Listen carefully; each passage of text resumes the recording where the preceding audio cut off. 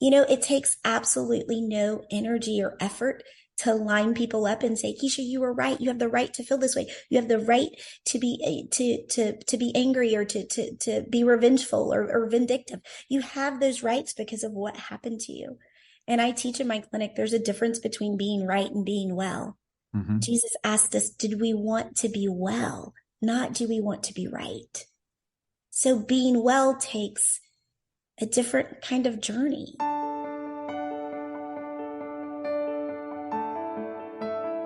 Did you finally realize your dream of having a family, only to have your happily ever after turn into a nightmare? Do you find yourself up late at night wondering why nothing you try as a parent is working? Are you searching for adoption resources and a support team but can't find any? Hi neighbor, welcome to Anchors of Encouragement. I'm Tim Maudlin, husband, adoptive parent, Bible class teacher, and the persistent encourager. I too felt the joy of having a family of my own, and I wished we could be like other adoptive families. I knew we were doing our best, but nothing seemed to work. And I kept asking myself, why is this happening to us? In Anchors of Encouragement, my mission is to throw adoptive parents a lifeline and be your anchor, to offer biblical mindset support and to provide stability when life gets unstable. If you're ready for real and raw talk that leads to peace beyond comprehension, so you not only survive but thrive in life's storms, this podcast is for you. Hope and healing are on the way. Hi neighbor, welcome to another episode of Anchors of Encouragement. This is part 2 of my interview with Keisha Wright. In part 1, which you can listen to in episode 57, Keisha shared a very personal and traumatic story with us. Today in part 2, she's going to share some of the tools she and her husband Antoine used and are still using today to heal their family. As is the case with anyone that I bring on the show to talk to you, I encourage you to take notes and listen to the information. Then do your due diligence and use what you can in your adoption journey to parent your child the best way you can. We'll pick up a little bit from where we left off in episode 57 to establish the context for today's episode. Hope and healing are on the way.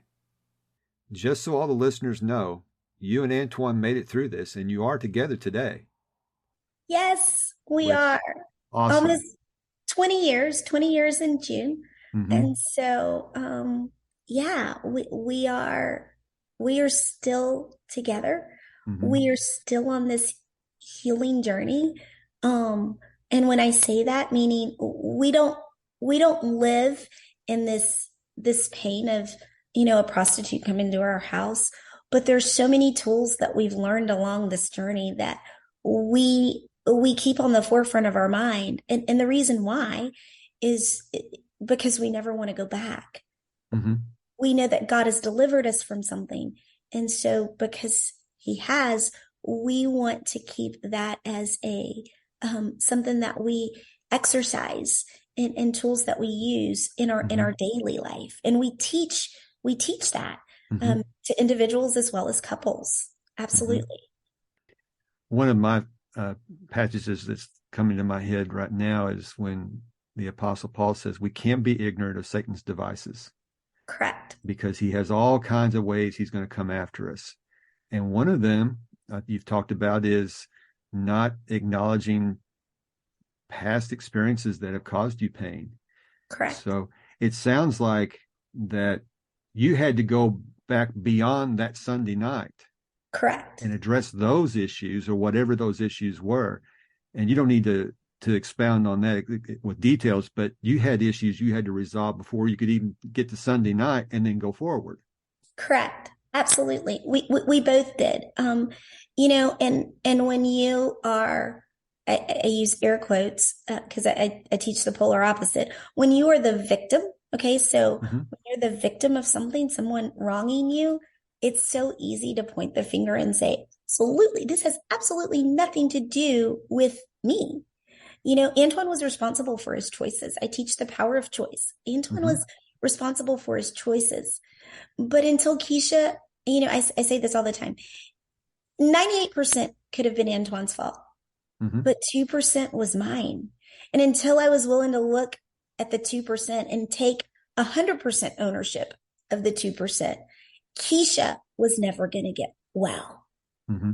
Um, it takes absolutely no energy or effort to line people up and say, Keisha, you were right. You have the right to feel this way. You have the right to be to be angry or to be revengeful or vindictive. You have those rights because of what happened to you.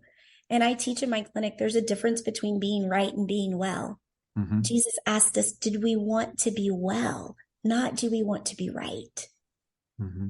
So being well takes a different kind of journey.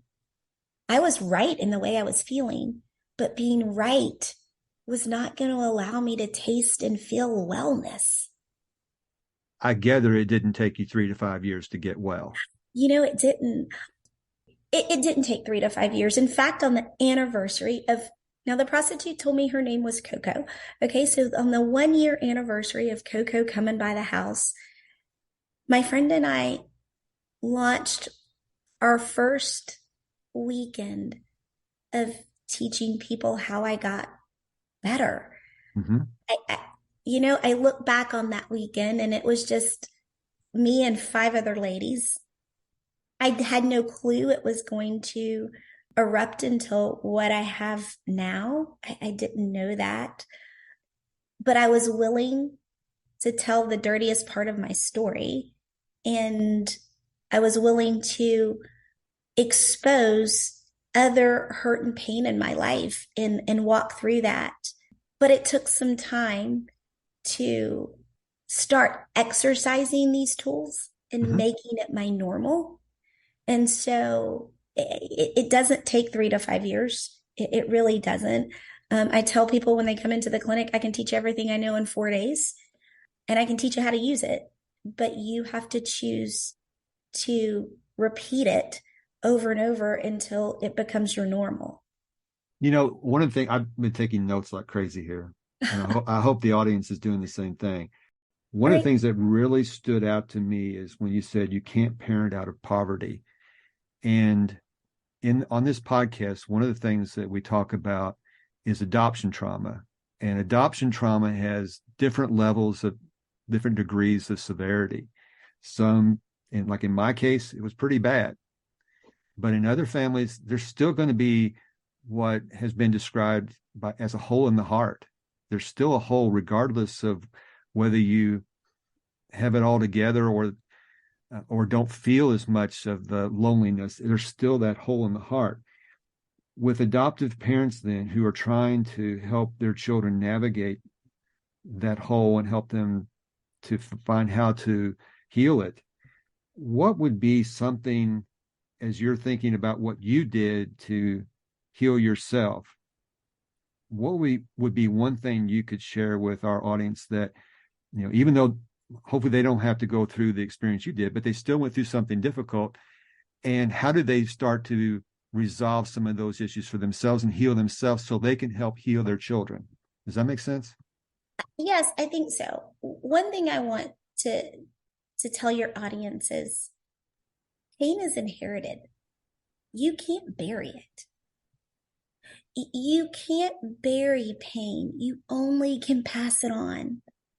And so, unless you take time, and the only way I have learned to do this, or the most efficient way, is allowing yourself to check out of life and spend some alone time walking through things that have hurt you. I love medical analogies because I definitely believe that time doesn't heal all wounds, that it can really set up a nasty infection. And so, if you don't want to pass pain on to your children, whether they're biological or adopted children, then you have to first understand where the wounds are in your life. You have to stop putting band-aids over bullet holes. And you have to be able to recognize, I'm a wounded mama. I'm a wounded daddy. Let me get healthy. Let me understand why I react opposed to responding to my children. I teach that in my clinic. What's the difference between reacting and responding? Reacting is when we react out of hurt and pain. Responding is we still have hurt and pain, but we are taught and trained on how to respond to them. And so I believe that when a parent chooses to get healthy, then they are more capable of passing off a healthy response to their children. Now, let me pivot a little bit and say the greatest thing I think the greatest thing that God ever gave man, I think, is Jesus. That is the greatest gift he ever gave mankind. But I believe the second greatest gift is the gift of choice. Everything that God created does exactly what he wants it to do, when he wants it to do it, except for man. He gave man the gift of choice. And just because you choose healing does not mean that your children will choose healing. But what it does mean is when they make choices that are not aligned with your belief or your values, you will then respond differently because you are a person that is well. It doesn't, the buzzword, nowadays is triggers, like, oh my gosh, that triggers me and that, oh my gosh. And so what to me a trigger is you are saying, I want someone to walk around my wound so I can feel wellness. No, you are responsible for removing those triggers so it doesn't hurt anymore. And that is possible. Makes sense. I was even thinking about the other day because you and I were messaging yesterday. We were supposed to record this episode yesterday, but there was severe weather that went through the area.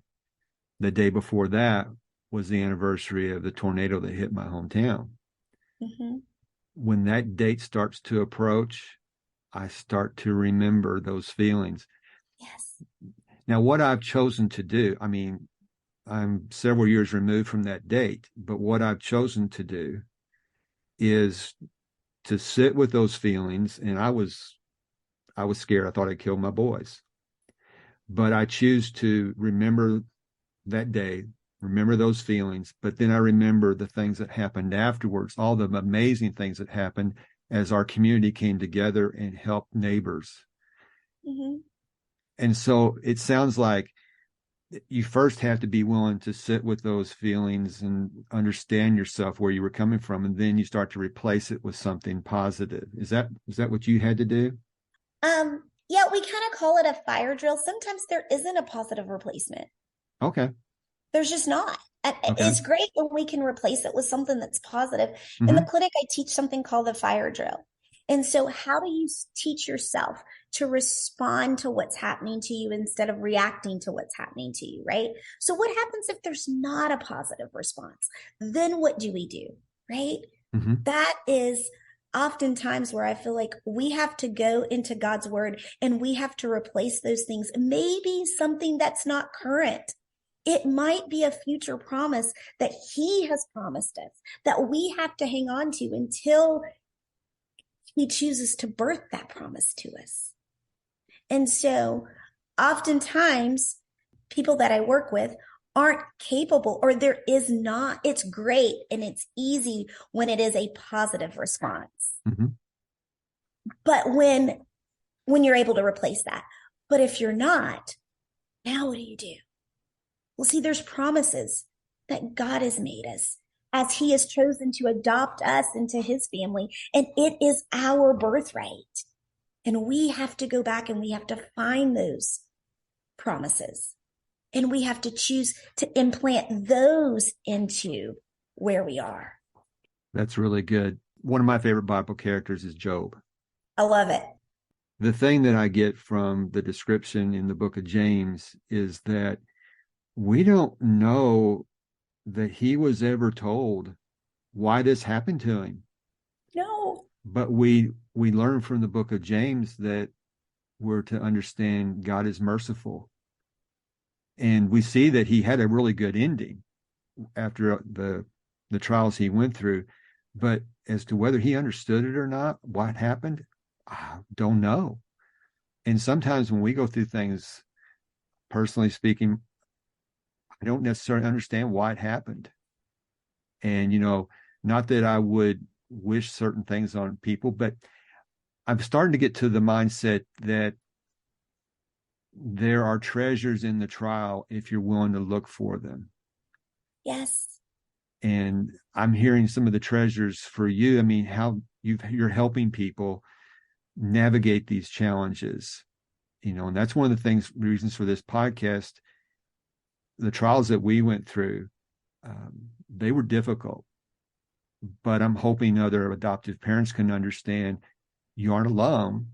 There are other people experiencing these things to different levels, but there are promises that you can stay the course and you can heal yourself, and hopefully your children will heal as well. So that's one of the things I'm hearing. I agree. And, the enemy thought he had stripped Job of everything. And when we look at it on the physical, he did. Mm-hmm. But he was incapable of stripping Job from the Father. He was incapable of doing that. And it wasn't that Job didn't get frustrated. He did. Mm-hmm. He even, and I use my own terminology, how I hear it when I read it, like Job was questioning, God, what's going on? Like, what? Like, Mm-hmm. and God replied back to Job, like, Job, where were you when I was slinging planets in the sky? It's Mm-hmm. right, I hadn't created you yet. You don't know what your purpose is going to be. Mm-hmm. And Job stayed the course despite how it all looked. Oftentimes I bring people into the clinic and I teach unmet expectations. And I think how fitting that is for your audience.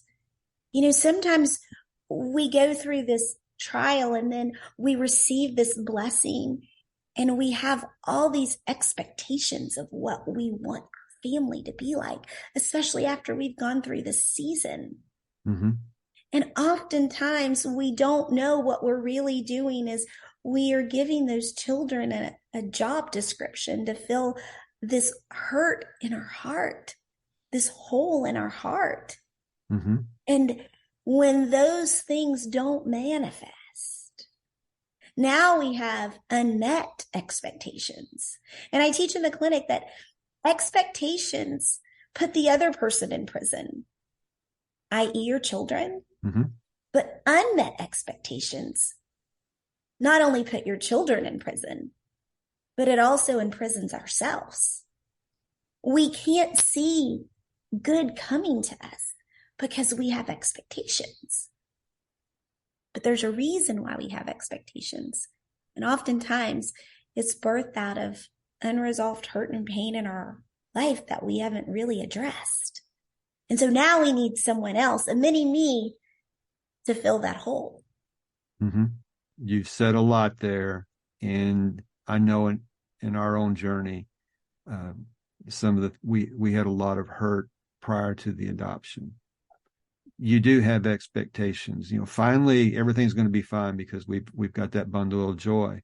Yes. And I hope adoptive parents are listening, because I'm thinking of one couple in particular. I won't name them, but I know we've talked and they have shared similar ideas that what you've discussed there. And yeah, we have to heal ourselves. We have to choose to heal ourselves. And we've been blessed with these children, and hopefully we can get them started down the path to seeking to fulfill themselves in Christ. I mean, Correct. that's the only way to really fill the hole.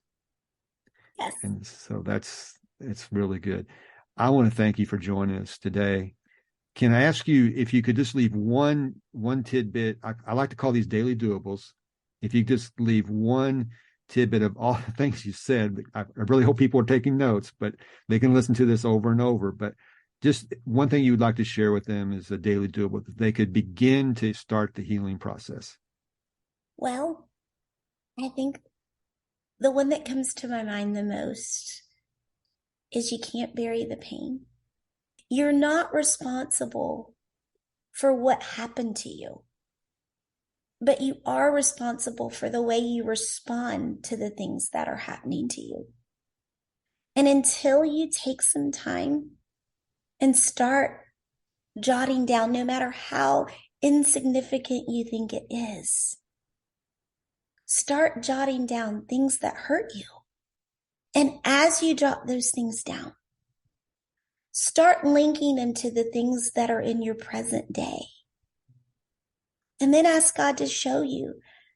Either reach out to someone, and because oftentimes we can't do it by ourselves, even though we want to, we can't perform surgery on ourselves. But get someone and start expressing how this hurt and pain makes you feel. I teach in the clinic all the time that feelings are the thermometer that God has given us. And it's either going to drive us to truth or it's going to drive us to lies. And so that's where I would start. Jotting down hurt and pain in our lives so you can identify it. Mm-hmm. I talk a lot about that on this podcast. It's touching those feelings. We've got to be willing to touch them. That's what my son did. That's what I've been trying to do. And so that's a really good tip and a daily doable for each of us here. Good. Speaking about your clinic, I know you have a clinic coming up. Regardless of when you're listening to this podcast episode, there's one coming up soon. And Yes. Talk about that. And you have a special offer for listeners of this show. Absolutely. So our next clinic is April 20th through the 23rd. This is a women's clinic. So we do a 4-day weekend for women and we do 4-day weekends for men. For years and years and years, I just used to really work with women. And one day they asked me, Keisha, when are you going to do this for the men? And I would say never. I've done a few for men, and oh my gosh, to watch men get in contact with their feelings have just been life-changing. But our next clinic is for women. Mm-hmm. It's April 20th through the 23rd in Atlanta, Georgia. So it's a 4-day weekend. And so ladies, if you're listening, I am going to offer any of Tim's listeners to call in, and you get a $150 discount. And so what does that include? It's all inclusive. It includes all your meals, all your accommodations. You're going to work with my recovery team. You're going to work with myself. What happens is we take the clocks off the wall and we start diving in on teaching you how to heal from hurt and pain. And so just like pain is inherited, so is healing. And as we teach you tools and force you to use these tools, you are going to start learning not only how to heal yourself, but you're going to learn how to heal others and how to identify hurt and pain in their lives and how to start responding instead of reacting. And so that's coming up in Atlanta. I'm hearing from my team, we're going to be doing one for men. I don't know if it's in May or June. We only do 3 men's clinics a year, but that one's also coming up. And I'm not sure of the location. You are more than welcome to call in and ask questions, to get dates on the upcoming men's clinic. Perfect. Now, I want to tell you, we only take about 10, depending on the facility, we only take about 10. Sometimes we take 12. We keep it small on purpose. My men's clinics tend to be a little bit bigger. There's like 15 to 20. But we do that deliberately because we really want to teach you how to heal. We believe that God created us to heal ourselves. We just don't know how. Perfect. And I will put all your contact information in the show notes so that people can have links to click on or whatever, and they can get in touch with you that way. So absolutely. Please include my phone number because sure. I do feel like sometimes people just need a 911 and they can call or text when they're in crisis. I know what that feels like. So please don't hesitate to call me personally or text me. Okay, that's very generous of you. I will include your phone number. As we wrap up, thank you so much, Keisha, for joining us today. I really, really am happy with what you have offered our audience and the tools you've shared with them. And again, your vulnerability. I applaud you for showing how we can heal from brokenness. So thank you again for joining us. Absolutely. I believe that Jesus draws near to the brokenhearted. And so I appreciate you allowing me on, and I hope to get a chance to see some of your listeners really soon. Perfect. Thanks. There are so many takeaways from today's episode. I hope you took notes. You can always go back and listen to the replay. Here are a few of the ones that I noticed. Number 1, you are not responsible for what happened to you, but you are responsible for the way you respond. Number 2, you can't put a Band-Aid on bullet holes. Number 3, you can't parent out of poverty. Number 4, unresolved hurt and pain that we as parents haven't addressed can lead to unmet expectations, which not only put our children in prison, but us as well. And number 5, there's a difference between being right and being well. Please check the show notes for Keisha's contact information. If you're interested in attending her women's clinic, make sure and take advantage of the generous offer that she is giving to my listeners. Just mention that you heard about it on this podcast. That's all for this episode. I want to thank you again for joining me. Until next time, this is Tim, encouraging you to do what you can now.